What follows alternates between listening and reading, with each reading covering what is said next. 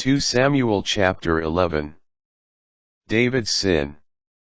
At the turn of the year, the time when kings go to war, David sent out Joab along with his officers and all Israel.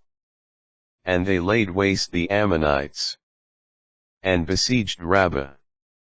David himself remained in Jerusalem. One evening David rose from his bed, and strolled about on the roof of the king's house. From the roof he saw a woman bathing. She was very beautiful. David sent people to inquire about the woman and was told, "She is Bathsheba, daughter of Eliam, and wife of Uriah the Hittite, Joab's armor-bearer." Then David sent messengers and took her. When she came to him, he took her to bed, at a time when she was just purified after her period. And she returned to her house. But the woman had become pregnant. She sent a message to inform David, "I am pregnant." So David sent a message to Joab, "Send me Uriah the Hittite." Joab sent Uriah to David. And when he came, David asked him how Joab was, how the army was, and how the war was going. And Uriah answered that all was well. David then said to Uriah, "Go down to your house and bathe your feet." Uriah left the king's house, and a portion from the king's table was sent after him. But Uriah slept at the entrance of the king's house, with the other officers of his lord, and did not go down to his own house. David was told, "Uriah has not gone down to his house."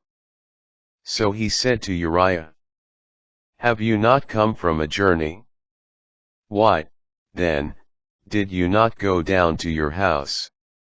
Uriah answered David, "The ark and Israel and Judah are staying in tents, and my lord Joab and my lord's servants are encamped in the open field.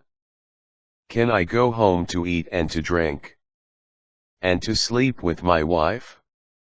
As the Lord lives and as you live, I will do no such thing." Then David said to Uriah, "Stay here today also, and tomorrow I will send you back." So Uriah stayed in Jerusalem that day.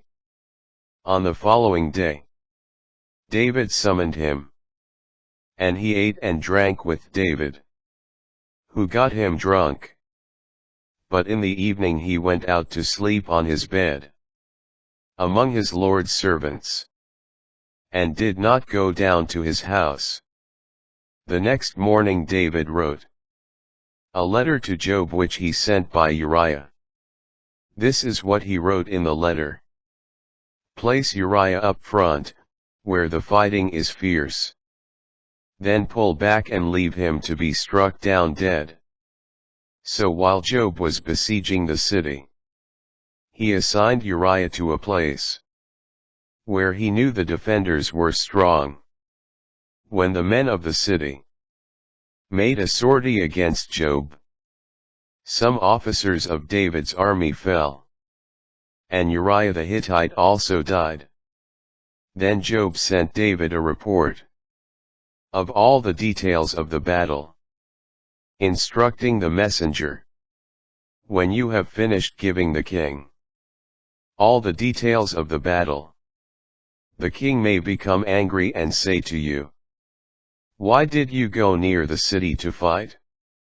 Did you not know that they would shoot from the wall above? Who killed Abimelech, son of Jerubbaal? Was it not a woman who threw a millstone down on him from the wall above, so that he died in Thebes? Why did you go near the wall?' Then you in turn are to say, 'Your servant Uriah the Hittite is also dead.'" The messenger set out, and on his arrival he reported to David everything Joab had sent him to tell.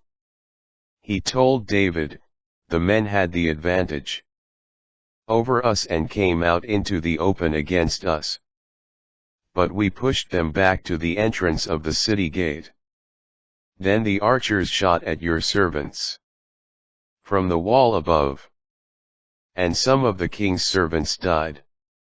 And your servant Uriah the Hittite is also dead. David said to the messenger, "This is what you shall say to Job. Do not let this be a great evil in your sight.